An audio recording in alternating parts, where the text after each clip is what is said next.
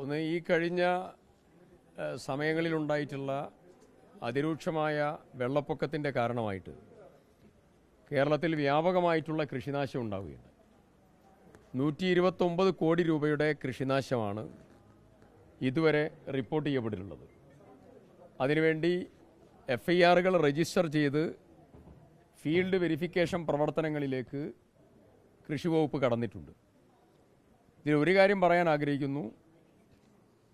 Crop ലോസും പുനർനടിയിൽ പ്രവർത്തനങ്ങളുമായി ബന്ധപ്പെട്ടുകൊണ്ട് ഒരു സ്പെഷ്യൽ ഡ്രൈവ് നടത്താൻ കേരളത്തിൽ കൃഷി വകുപ്പ് തീരുമാനമെടുത്തു. അതിൽ പത്തനംതിട്ട, ആലപ്പുഴ, കോട്ടയം ഈ ജില്ലകളിൽ ആവശ്യത്തിന് ജീവനക്കാരില്ലെങ്കിൽ ജീവനക്കാരെ ഉൾപ്പെടെ പ്രൊവൈഡ് ചെയ്യാനുള്ള നടപടികൾ സ്വീകരിക്കും. പുനർനടിയിലുമായി ബന്ധപ്പെട്ടുകൊണ്ട് വിത്ത്, നടീൽ വസ്തുക്കൾ ഉൾപ്പെടെ എന്തെല്ലാം പ്രൊവൈഡ് ചെയ്യാൻ പറ്റുമോ ആ കാര്യങ്ങളൊക്കെ സർക്കാർ കർഷകർക്ക് വേണ്ടി നിർവഹിക്കാനുള്ള നടപടിയെടുക്കും. ആലപ്പുഴ ജില്ലയിൽ ബണ്ടുകൾ മടവീണ് ബണ്ടുകൾ തകർന്ന സാഹചര്യമുണ്ട്. തിരുവല്ലയിലും സമാനമായിട്ടുള്ള സാഹചര്യമുണ്ട്, മറ്റ് ചിലയിടങ്ങളിലുണ്ട്. അപ്പോൾ അത്തരം ഇടത്ത് ബണ്ടുകൾ ബലപ്പെടുത്താനുള്ള നടപടികളും ഹൈറ്റ് കൂട്ടാനുള്ള നടപടികൾ ഉൾപ്പെടെ എല്ലാ നടപടികൾക്കും സർക്കാർ നേതൃത്വം കൊടുക്കും.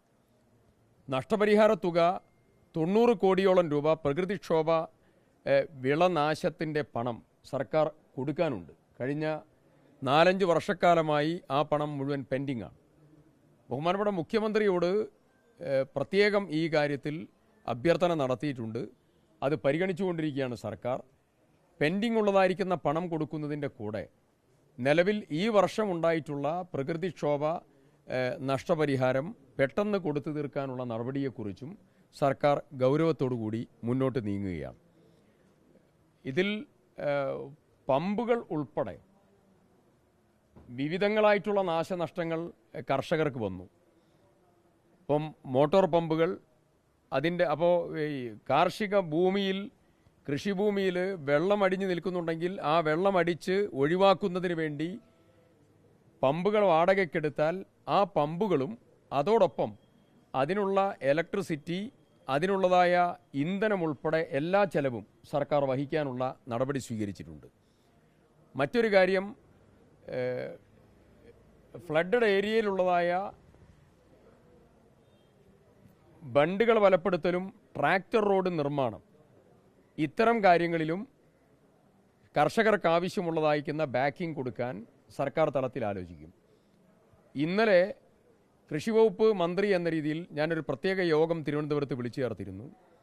ആ യോഗത്തിൽ ബഹുമാനപ്പെട്ട സഹകരണ വകുപ്പ് മന്ത്രിയും കൂടെ ഉണ്ടായിരുന്നു. അതിൽ ബാങ്കിംഗ് ഉദ്യോഗസ്ഥന്മാരും RBI മുതൽ നബാർഡ് മുതൽ കേരളത്തിലെ ബാങ്കിംഗ് കൺസോർഷ്യത്തിൻ്റെ പ്രതിനിധികൾ ഉൾപ്പെടെ സഹകരണ ബാങ്ക്, പാക്സ് ഉൾപ്പെടെ കേരള ബാങ്ക് ഉൾപ്പെടെയുള്ള എല്ലാ പ്രതിനിധികളും ഉണ്ടായിരുന്നു. ഡിപ്പാർട്ട്മെൻറ്റ് ഉദ്യോഗസ്ഥന്മാരുണ്ടായിരുന്നു. കർഷകരുടെ നിലവിലുള്ളതായിരിക്കുന്ന കടം ഈ ഫ്ലഡ് വന്ന സാഹചര്യത്തിൽ അവർക്ക് സംരക്ഷണം ഒരുക്കുന്നതിന് വേണ്ടിയിട്ടുള്ള നടപടികൾ സീരിയസ് ആയിട്ട് ആലോചിക്കുകയാണ്. ബഹുമാനപ്പെട്ട മുഖ്യമന്ത്രിയുമായി ഈ കാര്യം വിശദമായി സംസാരിച്ച് അനുബന്ധ നടപടികൾ അതും സ്വീകരിക്കും.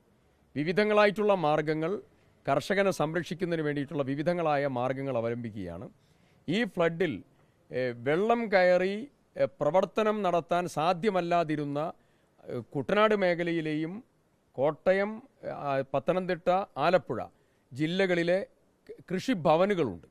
അപ്പോൾ ആ കൃഷിഭവനുകൾ വെള്ളത്തിനടിയിലായതുണ്ട്. അപ്പോൾ അത്തരം കൃഷിഭവനുകൾ മുഴുവൻ പൂർണ്ണ സജ്ജമായി പ്രവർത്തന യോഗ്യമാക്കി മാറ്റുന്നതിനും അത് ഹൈറ്റിൽ സ്ഥാപിച്ചെടുക്കാൻ വേണ്ടിയിട്ടുള്ള പ്രത്യേകമായിട്ടുള്ള ഫണ്ട് നൽകാൻ വേണ്ടിയിട്ടുള്ള നടപടികളും സർക്കാർ തലത്തിൽ സ്വീകരിക്കും. അത് RIDF സ്കീം ഉൾപ്പെടുത്തി അതിന് വേണ്ടതായ നടപടികൾ സർക്കാർ എടുക്കും. അങ്ങനെ വിവിധങ്ങളായിട്ടുള്ള കാര്യങ്ങൾ വളരെ സീരിയസ് ആയിട്ട് സർക്കാർ നീങ്ങുകയാണ്. ഒരു കാര്യം കൂടെ പ്രത്യേകം പറയുന്നു. ഫ്ലഡ് വന്നു കഴിഞ്ഞാൽ, മഴ പെയ്തു കഴിഞ്ഞാൽ ആലോചിക്കുന്നതിന് പകരം ജില്ലാ കളക്ടർ ചെയർമാനായി ഒരു സമിതിയെ നിയോഗിക്കാൻ സർക്കാർ ആഗ്രഹിക്കുന്നു.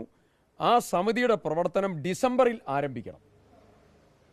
ആ ഡിസംബറിൽ ആരംഭിക്കുന്ന സമിതിയുടെ പ്രധാനപ്പെട്ട ഉത്തരവാദിത്തം നിലവിലുള്ള തോടുകൾ, കനാലുകൾ, അതുപോലെ പുഴകൾ, ഈ ബണ്ടുകൾ ഇതിൻ്റെയൊക്കെ അഴുക്ക് നീക്കം ചെയ്യൽ, പിന്നെ വീതി കൂട്ടാനുള്ള നടപടികൾ, ആഴം കൂട്ടാനുള്ള നടപടികൾ തുടങ്ങിയ എക്കൽ നീക്കൽ തുടങ്ങിയതായ എല്ലാ നടപടികളും ഡിസംബർ മാസത്തിൽ ആരംഭിക്കാനുള്ള ഒരു പുതിയ കർമ്മ പദ്ധതി, ഒരു സമീപനം സർക്കാർ ആഗ്രഹിക്കുകയാണ്.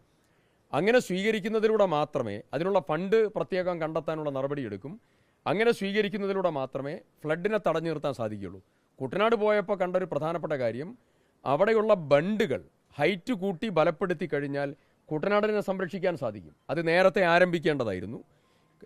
തിരുവല്ലയിലും സമാനമായിട്ടുള്ള പ്രശ്നം ഉണ്ടായിട്ടുണ്ട്. അപ്പോൾ അതുൾപ്പെടെ എല്ലാ കാര്യങ്ങളും സർക്കാർ സീരിയസ് ആയിട്ട് പരിഗണിക്കുകയാണ്.